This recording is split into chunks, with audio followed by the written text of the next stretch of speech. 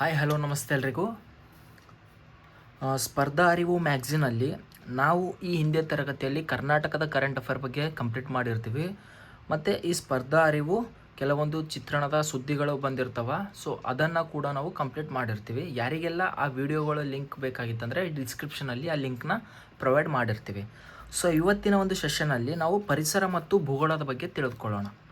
So ಇದು ಕೂಡ ನಮ್ಮ ಎಕ್ಸಾಮ್ ಪ್ರಾಸ್ಪೆಕ್ಟಿವ್ ಆಗಿ ಪರಿಸರ ಎನ್ವಿರಾನ್ಮೆಂಟ್ ಮತ್ತು ಜಿಯೋಗ್ರಫಿ ಮೂಲಕ ಕರೆಂಟ್ ಇವೆಂಟಲ್ಲಿ ಏನೇನು ಟಾಪಿಕ್ಗಳು ಬರ್ತಾವಲ್ಲ, ಸೊ ಅವುಗಳು ಕೂಡ ಕ್ವಶನ್ನ ಕೇಳ್ತಾರೆ.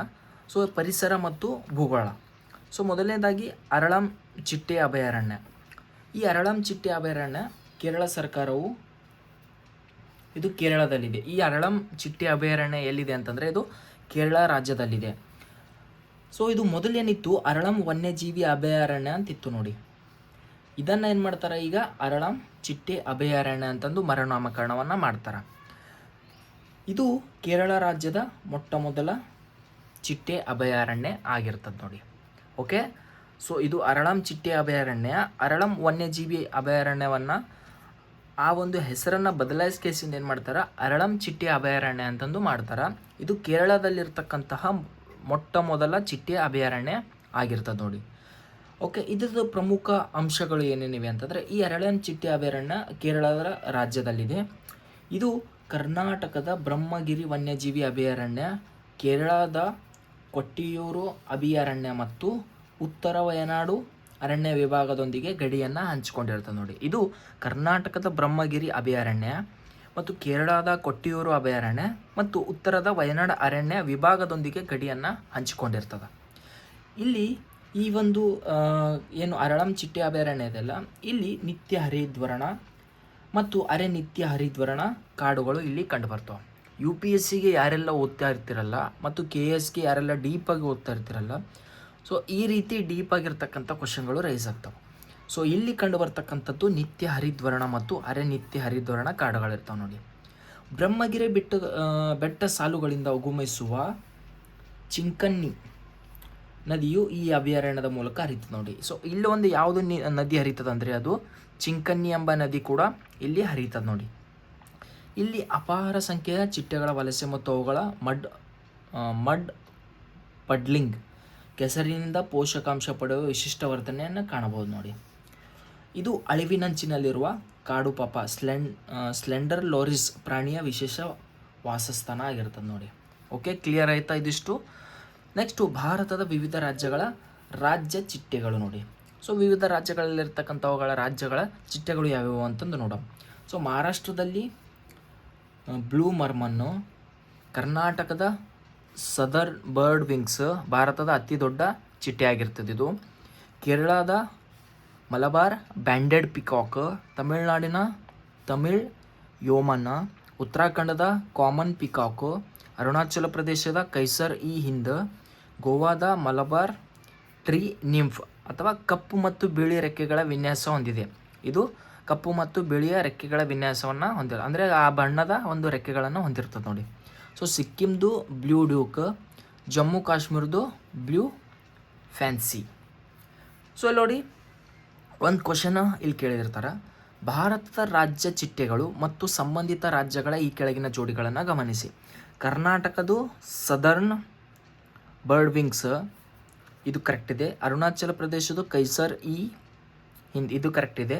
ಮಹಾರಾಷ್ಟ್ರದ ಮಲಬಾರ್ ಬ್ಯಾಂಡೆಡ್ ಪಿಕಾಕ್ ಮತ್ತು ಜಮ್ಮು ಕಾಶ್ಮೀರದ ಬ್ಲೂ ಫ್ಯಾನ್ಸಿ. ಸೊ ಇದರಲ್ಲಿ ಯಾವುದು ತಪ್ಪಿದೆ ಅಂತಂದರೆ ಅದು ಮಹಾರಾಷ್ಟ್ರದ ಮಲಬಾರ್ ಬ್ಯಾಂಡೆಡ್ ಪಿಕಾಕ್ ತಪ್ಪಿರ್ತದೆ ನೋಡಿ. ಇದು ಮಹಾರಾಷ್ಟ್ರದ ಬ್ಲೂ ಮರ್ಮನ್ ರಾಜ್ಯ ಚಿಟ್ಟೆ ಆಗಿರ್ತದೆ. ಸೊ ಇಲ್ಲಿ ನಮಗೆ ಈ ಆನ್ಸರ್ದು ಯಾವುದು ಅಂತಂತಂದರೆ ಆಪ್ಷನ್ ಸಿ, ಕೇವಲ 3 ಜೋಡಿಗಳು ಮಾತ್ರ ಸರಿಯಾಗಿ ಇವೆ ನೋಡಿ.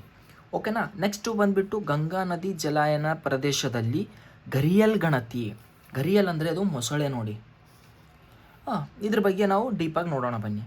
ಸೊ ಭಾರತೀಯ ವನ್ಯಜೀವಿ ಸಂಸ್ಥೆ ಇಡೀ ಗಂಗಾ ನದಿ ಜಲಾನಯನ ಪ್ರದೇಶದಾದ್ಯಂತ ಘರಿಯಲ್ಗಳ ಸಂಖ್ಯೆ ಮತ್ತು ಅವುಗಳ ಆವಾಸ ಸ್ಥಾನಗಳನ್ನು ಪತ್ತೆ ಹಚ್ಚಲು ಮೊದಲ ಬಾರಿಗೆ ಏನು ಮಾಡಿದ ಸಮೀಕ್ಷೆಯನ್ನು ನಡೆಸಿದೆ ನೋಡಿ. ಈ ಸಮೀಕ್ಷೆಯಲ್ಲಿ ಗಂಗಾ ಜಲಾನಯನ ಪ್ರದೇಶದಲ್ಲಿ 13 ನದಿಗಳಲ್ಲಿ ಒಟ್ಟು 3037 ಘರಿಯಲ್ಗಳು ಪತ್ತೆಯಾಗಿರ್ತವೆ. ಸೊ ಚಂಬಲ್ ನದಿ ಇವುಗಳ ಅತಿ ದೊಡ್ಡ ನೆಲೆಯಾಗಿದೆ ನೋಡಿ. ಇಲ್ಲಿ ಈ ಗರಿಯಲ್ ಎಂಬ ಮೊಸಳೆಗಳು ಎಲ್ಲಿ ಕಂಡು ಬರ್ತಾವೆ ಅಂತಂದರೆ ಈ ಚಂಬಲ್ ನದಿಯಲ್ಲಿ ಅತಿ ಹೆಚ್ಚು ಮತ್ತು ಅತಿ ದೊಡ್ಡ ನೆಲೆ ಇದೇ ಆಗಿರ್ತದೆ. ಮತ್ತು ಘಾಗ್ರಾ, ಗಿರ್ವಾ, ರಾಮಗಂಗಾ ಮತ್ತು ಗಂಡಕ್ ನದಿಗಳಲ್ಲೂ ಕೂಡ ಇವುಗಳ ಸಂಖ್ಯೆ ಕಂಡು ಬರ್ತವೆ. ಸೊ ಇವುಗಳು ಮೀನು ತಿನ್ನುವ ಮೊಸಳೆ ಆಗಿರ್ತವೆ ನೋಡಿ.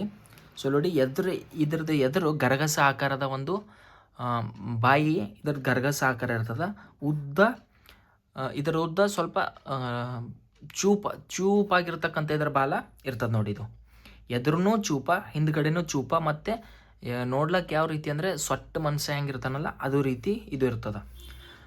ಸೊ ಇದು ಭಾರತೀಯ ಉಪಖಂಡಗಳಲ್ಲಿ ಮಾತ್ರ ಕಂಡು ಬರ್ತದೆ ನೋಡಿ. ಇದು ಭಾರತದಲ್ಲಿ ಮಾತ್ರ ಕಂಡು ಬರ್ತದೆ. ಮತ್ತು ಮೀನುಗಳನ್ನು ಹಿಡಿಯಲು ಸಹಕಾರಿಯಾಗುವಂತೆ ಇವು ಉದ್ದವಾದ ತೆಳುವಾದ ಮೂತಿಯನ್ನು ಹೊಂದಿರ್ತವೆ. ಅದೇ ಗರಗಸದ ರೀತಿಯಲ್ಲಿ ಹೊಂದಿರ್ತವೆ. ಸೊ ಗಂಡು ಗರಿಯಲ್ಗಳು ಮೂತಿಯ ತುದಿಯಲ್ಲಿ ಮಡಕೆ ಎಂಬ ಗಂಟಿನಂಥ ರಚನೆ ಇರ್ತದೆ. ಇವು ಹೆಚ್ಚಿನ ಸಮಯವನ್ನು ನೀರಿನಲ್ಲೇ ಕಳೆಯುತ್ತವೆ ನೋಡಿ. ಇವೆಲ್ಲ ಕ್ವಶನ್ಗಳು ಆಗ್ತವೆ. ಯಾಕಂತಂದರೆ UPSC KS ಅಲ್ಲಿ ಇದೇ ರೀತಿ ಕ್ವಶನ್ಗಳು ಕೇಳ್ತಾರೆ. ಒಂದು ಪ್ರಾಣಿಗಳನ್ನು ತೆಗೆದುಕೊಳ್ತಾರೆ, ಇವು ಮೀನು ತಿಂತವ ಇಲ್ಲ, ಇವು ಹೆಚ್ಚಾಗಿ ನೀರಿನಲ್ಲಿ ಇರ್ತವ ಇಲ್ಲ, ಈ ರೀತಿ ಕ್ವಶನ್ಗಳು ಇರ್ತವೆ. ಇವುಗಳ ಕಾಲುಗಳು ದುರ್ಬಲವಾಗಿರುವುದರಿಂದ ನೆಲದ ಮೇಲೆ ಬಹಳ ನಿಧಾನವಾಗಿ ಚಲಿಸ್ತವೆ. ದುರ್ಬಲವಾಗಿರ್ತವೆ ಇದ್ರ ಕಾಲು. ಓಕೆ, ಇವು ಮರಳು ದಡಗಳಲ್ಲಿರೋ ಆಳವಾದ ಮತ್ತು ವೇಗವಾಗಿ ಹರಿಯುವ ನದಿಗಳಲ್ಲಿ ವಾಸಿಸಲು ಇಚ್ಛಿಸುತ್ತವೆ. ಓಕೆ, ಕ್ಲಿಯರ್ ಆಯಿತಾ? ಸೊ ನೋಡಿ, ವಿಶ್ವದ ಒಟ್ಟು ಗರಿಯಲ್ಗಳಲ್ಲಿ 70% ಹೆಚ್ಚು ಗರಿಯಲ್ಗಳು ಚಂಬಲ್ ಹರಿಯಾಣದಲ್ಲಿ ಕಂಡುಬರ್ತವೆ ನೋಡಿ. ಓಕೆ, ನಾವು ಈಗಲೇ ಈ ಹಿಂದೆ ನೋಡಿದ್ವಿ ನಾವು ಈ ಗರಿಯಲ್ ಮೊಸಳೆಗಳು ಅತಿ ಹೆಚ್ಚಾಗಿ ಚಂಬಲ್ ನದಿಯ ಪ್ರದೇಶದಲ್ಲಿ ಕಂಡುಬರ್ತವೆ. ಇದರದ್ದು ವಾಸಸ್ಥಳ ಚಂಬಲ್ ನದಿ ಆಗಿರ್ತದೆ ನೋಡಿ. ಸೊ ಇವು ಉಪಸ್ಥಿತಿ ನದಿಗಳು ಸ್ವಚ್ಛವಾಗಿವೆ ಎಂಬುದನ್ನು ಸೂಚಿಸ್ತವೆ. ಅಂದರೆ ಗರಿಯಲ್ಗಳು ಎಲ್ಲಿ ಕಂಡು ಬರ್ತಾವಲ್ಲ ಆ ನದಿ ಸ್ವಚ್ಛವಾಗಿದೆ ಅಂತಂದು ಇವು ಸೂಚನೆ ನೀಡ್ತದೆ ನೋಡು. ಸೊ ಕೆಲವೊಂದು ಬೆದರಿಕೆಗಳು ಏನಂತಂದರೆ ಅಣೆಕಟ್ಟುಗಳ ನಿರ್ಮಾಣ ಆಗಿರ್ಬೋದು, ಮರಳು ಗಣಿಗಾರಿಕೆ ಮತ್ತು ಮೀನುಗಾರಿಕೆ ಬಲೆಗಳಿಗೆ ಸಿಲುಕುವುದು ಇವುಗಳ ಸಂಖ್ಯೆ ಕ್ಷೀಣಿಸಲು ಪ್ರಮುಖ ಕಾರಣವಾಗಿದೆ. ಅಂದರೆ ಅಣೆಕಟ್ಟುಗಳ ನಿರ್ಮಾಣ ಸಂದರ್ಭದಲ್ಲಿ, ಮರಳು ಗಣಿಗಾರಿಕೆ ಮಾಡ್ತಕ್ಕಂಥ ಸಂದರ್ಭದಲ್ಲಿ, ಮೀನುಗಾರಿಕೆಗೆ ಬಲೆ ಹಾಕ್ತಕ್ಕಂಥ ಸಂದರ್ಭದಲ್ಲಿ ಇವುಗಳ ಸಂಖ್ಯೆ ಏನಾಗ್ತದೆ, ಕ್ಷೀಣಿಸ್ತಾ ಇದೆ ಅಂತಂದು ನಾವು ನೋಡ್ಬೋದು.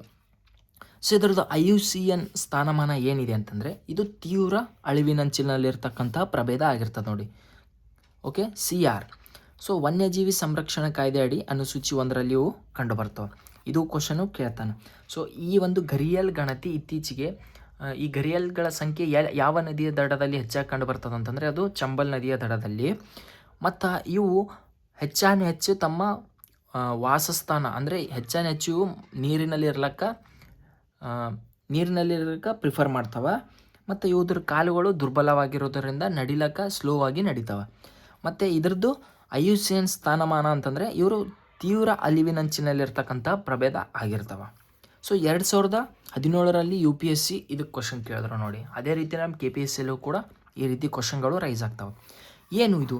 ನೀವು ಗರಿಯಲ್ಗಳನ್ನು ಅವುಗಳ ನೈಸರ್ಗಿಕ ವಾಸಸ್ಥಾನದಲ್ಲಿ ನೋಡಲು ಬಯಸಿದರೆ ಈ ಕೆಳಗಿನ ಯಾವ ಸ್ಥಳಕ್ಕೆ ಭೇಟಿ ನೀಡೋದು ಅತ್ಯಂತ ಸೂಕ್ತ? ಸೊ ನಾವು ಈಗಲೇ ನೋಡಿದ್ವಿ. So option B is Chambal ನದಿ ಆಗಿರ್ತದೆ ನೋಡಿ. ಓಕೆ, ಕ್ಲಿಯರ್ ಆಯಿತಾ?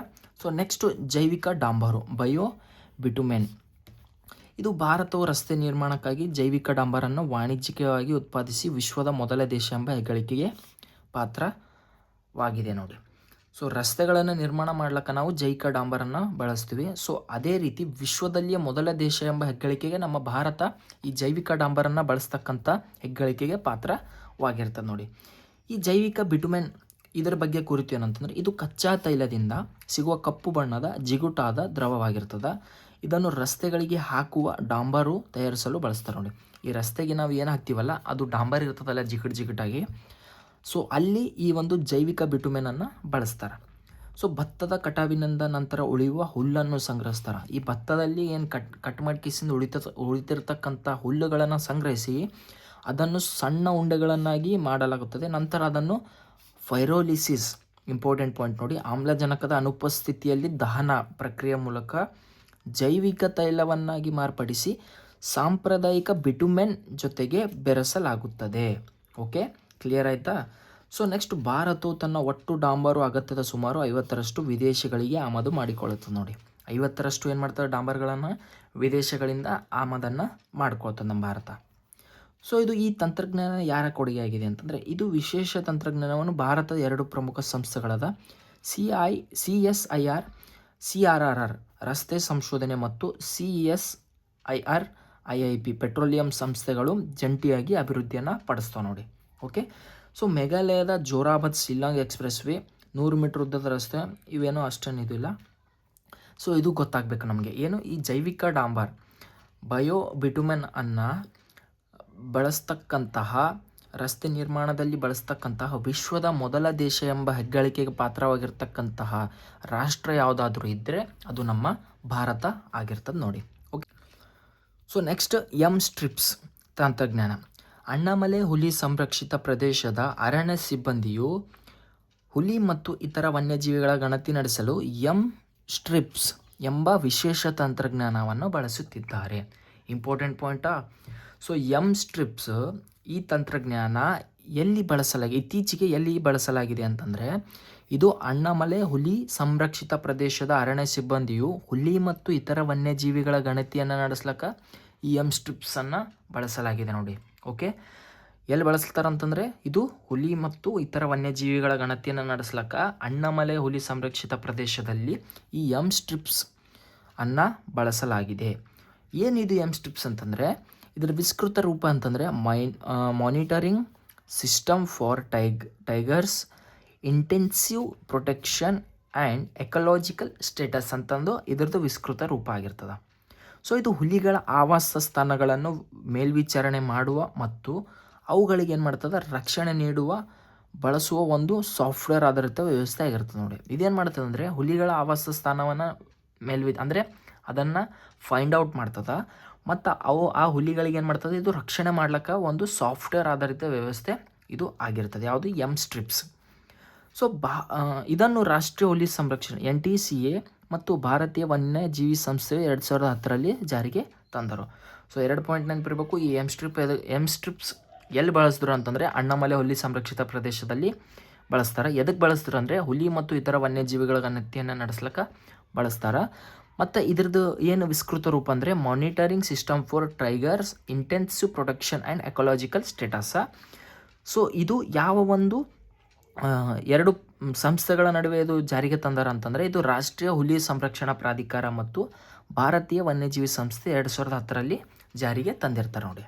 ಸೊ ಇದ್ರ ಪ್ರಮುಖ ಲಕ್ಷಣ ಇವೇನು ಅಷ್ಟೇನು ಇಂಪಾರ್ಟೆಂಟ್ ಆಗಿರಲ್ಲ, ಜಸ್ಟ್ ಇದಿಷ್ಟು ಪಾಯಿಂಟ್ಸ್ ನಿಮ್ಗೆ ಗೊತ್ತಿದ್ರೆ ಸಾಕು. ಸೊ NTCA ಬಗ್ಗೆ ನೀವು ಇನ್ನೂ ಹೆಚ್ಚಿನ ಮಾಹಿತಿಗಾಗಿ ನೀವೇನು ಮಾಡಿ ಗೂಗಲ್ ಅಥವಾ ನೀವು ನೋಟ್ಸು ಜಿಯೋಗ್ರಫಿನ ಓದ್ರಿ. ಓಕೆ, ಸೊ ನೆಕ್ಸ್ಟ್ ಬಂದುಬಿಟ್ಟು ಈ ಸ್ಟ್ರಿಪ್ಸ್ದು 2017ರಲ್ಲಿ ಕ್ವಶನ್ ಕೇಳಿದಾರೆ ನೋಡಿ ಈಗ UPSCಯಲ್ಲಿ.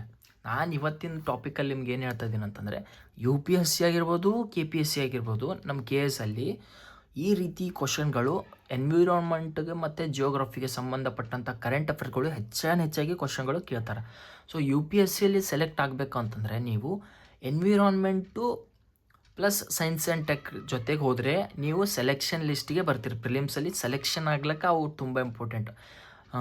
ಜಿಯೋಗ್ರಫಿ, ಪಾಲಿಟಿ, ಹಿಸ್ಟ್ರಿ, ಇವು ಕರೆಂಟ್ ಅಫೇರ್ ಇವೇನಿದೆಯಲ್ಲ ನಿಮಗೆ ಪುಷ್ ಮಾಡ್ತಾವೆ. ಬಟ್ ನಿಮಗೆ ಸೆಲೆಕ್ಷನ್ ತಂದು ಕೊಡ್ತಕ್ಕಂಥ ಟಾಪಿಕ್ಗಳೇ ಈ ಎನ್ವಿರಾನ್ಮೆಂಟು, ಸೈನ್ಸ್ ಆ್ಯಂಡ್ ಟೆಕ್ ಆಗಿರ್ತದೆ ನೋಡಿ. ಓಕೆ, ಇವುಗಳನ್ನು ನೀವು ಮಿಸ್ ಮಾಡ್ಲಿಕ್ಕೆ ಹೋಗಬೇಡಿ.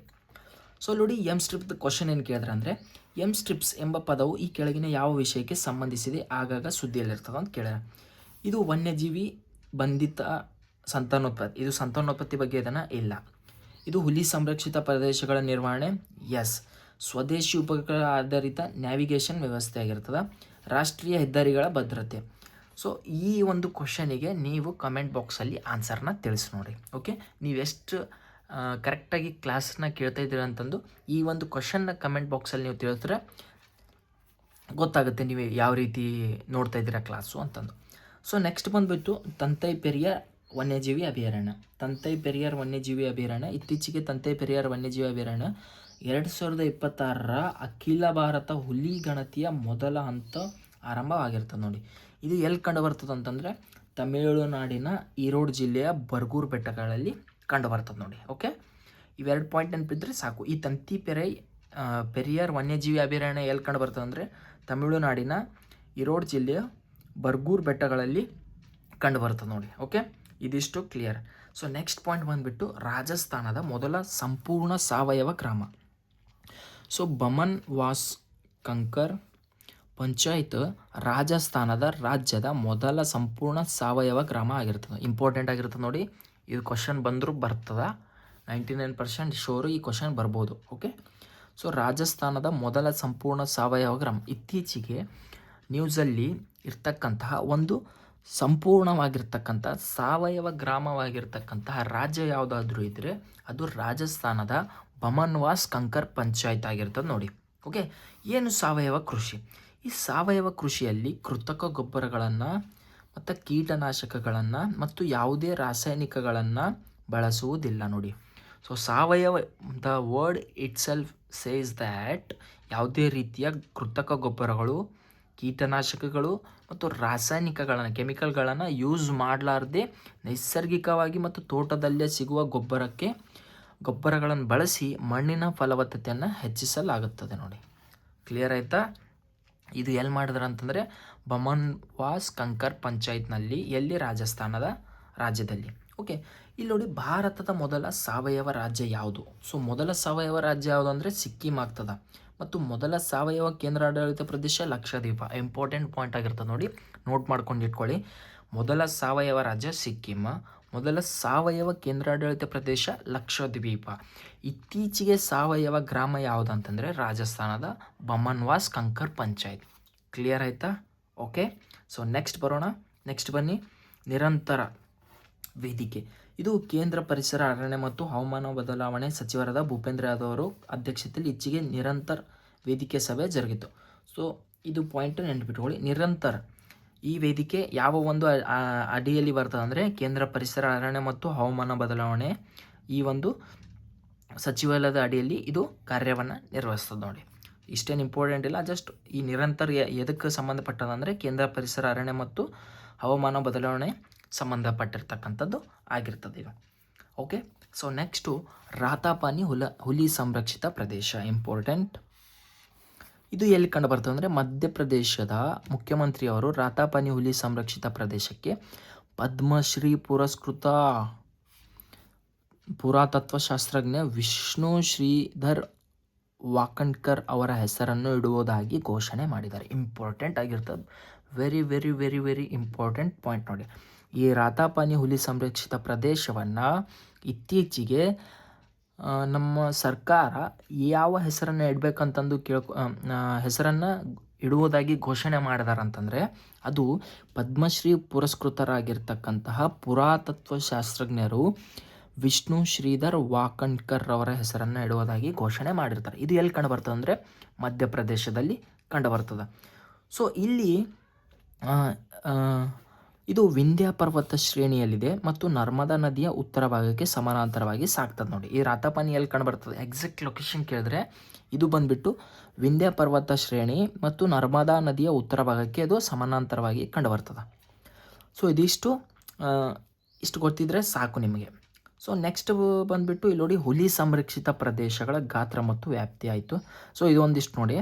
ಸೊ ಹೆಚ್ಚಿನ ಹುಲಿಗಳಿರ್ತಕ್ಕಂಥ ರಾಜ್ಯ ಯಾವುದಾದ್ರೂ ಇದ್ದರೆ ಅದು ಮಧ್ಯಪ್ರದೇಶ 785 ಇದೆ, ಮೊದಲ ಸ್ಥಾನದಲ್ಲಿದೆ. ಮತ್ತು ಕರ್ನಾಟಕ 563 ಎರಡನೇ ಸ್ಥಾನದಲ್ಲಿ ಕಂಡುಬರ್ತದೆ.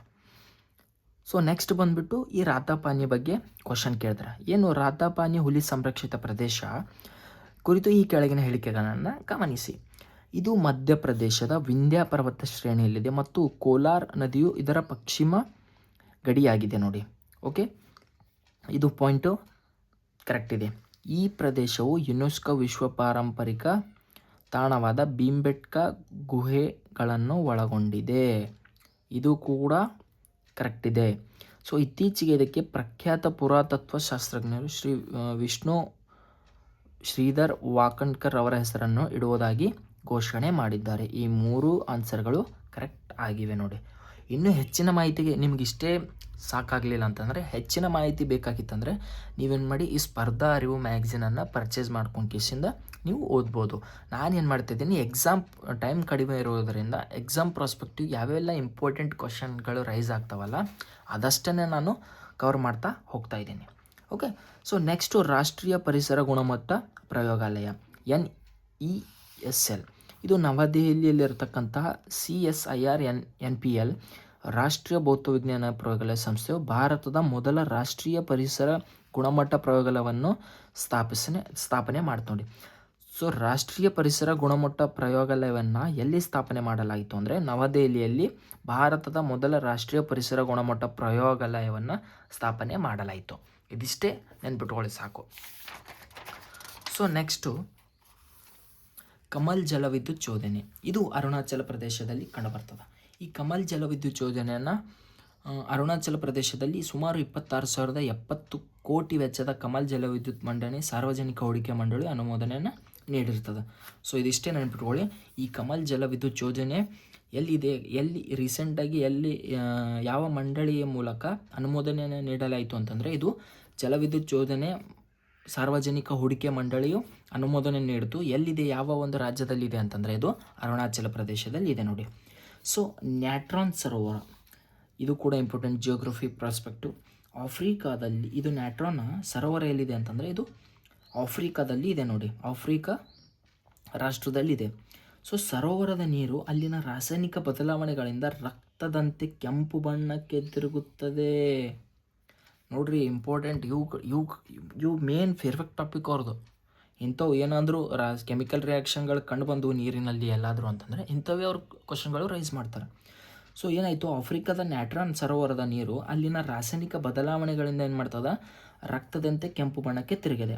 ಈ ಸರೋವರವು ತಾಂಜಾನಿಯಾ ದೇಶದ ಕಿನ್ಯಾ ಗಡಿ ಭಾಗದಲ್ಲಿ ಕಂಡುಬರ್ತದೆ ನೋಡಿ. ಸೊ ನ್ಯಾಟ್ರಾನ್ ಸರೋವರ ಎಲ್ಲಿದೆ ಅಂತಂದರೆ ಇದು ಆಫ್ರಿಕಾ ರಾಷ್ಟ್ರದ ತಾಂಜಾನಿಯಾದ ಕಿನ್ಯಾದ ಗಡಿ ಭಾಗದಲ್ಲಿ ಇದೆ ನೋಡಿ. ಇದು ಪೂರ್ವ ಆಫ್ರಿಕಾದ ಸೀಳು ಕಣಿವೆಯಲ್ಲಿ ನೆಲೆಗೊಂಡಿದೆ. ಸೊ ಈ ಸರೋವರದ ಪರಿಸರ ಮಹತ್ವವನ್ನು ಗುರುತಿಸಿ 2001 ಇದನ್ನು ರಾಮ್ಸರ್ ತಾಣ ಎಂದು ಘೋಷಿಸಲಾಗಿದೆ. ಇಂಪಾರ್ಟೆಂಟ್ ಪಾಯಿಂಟ್ ಆಗ್ತದೆ. ನ್ಯಾಟ್ರಾನ್ ಸರೋವರ ಎಲ್ಲಿದೆ, ಆಫ್ರಿಕಾ ಖಂಡದ ತಾಂಜಾನಿಯಾದ ಕಿನ್ಯಾ ಗಡಿ ಭಾಗದಲ್ಲಿದೆ. ಇದು 2001 ಇದಕ್ಕೆ ರಾಮ್ಸರ್ ತಾಣ ಅಂತಂದು ಘೋಷಣೆ ಮಾಡಲಾಗಿದೆ. ಸೊ ಲೇಕ್ ನ್ಯಾಟ್ರಾನ್ ಅತಿ ಹೆಚ್ಚು ಕ್ಷಾರೀಯ ಗುಣವುಳ್ಳ ಸೋಡಾ ಸರೋವರವಾಗಿದ್ದು ಕಿನ್ಯಾದ ಇವಾಸು ಎಲ್ನೀರಾ ನದಿಯಿಂದ ನೀರನ್ನು ಪಡೆಯುತ್ತದೆ. ಸರೋವರದಿಂದ ನೀರು ಹೊರಹೋಗಲು ಯಾವುದೇ ನೈಸರ್ಗಿಕ ಮಾರ್ಗವಿಲ್ಲದ ಕಾರಣ ಇಲ್ಲಿನ ನೀರು ಆವಿಯಾದಂತೆಲ್ಲ ನ್ಯಾಟ್ರಾನ್, ಸೋಡಿಯಂ ಕಾರ್ಬೋನೇಟ್ ಮತ್ತು ಟ್ರೋನಾದಂಥ ಲವಣಗಳು ಶೇಖರಣೆಯಾಗುತ್ತವೆ. ಈ ನೀರು ಚರ್ಮವನ್ನೇ ಸುಡುವಷ್ಟು ತೀಕ್ಷ್ಣವಾದ ಕ್ಷೌರಿಯ ಆಲ್ಕಲೈನ್ ಹೊಂದಿದ್ದು ಇದು ಬಹುತೇಕ ಜೀವಿಗಳಿಗೆ ಬದುಕಲು ಸಾಧ್ಯವಾಗದ ಅಪಾಯಕಾರಿ ತಾಣವಾಗಿದೆ.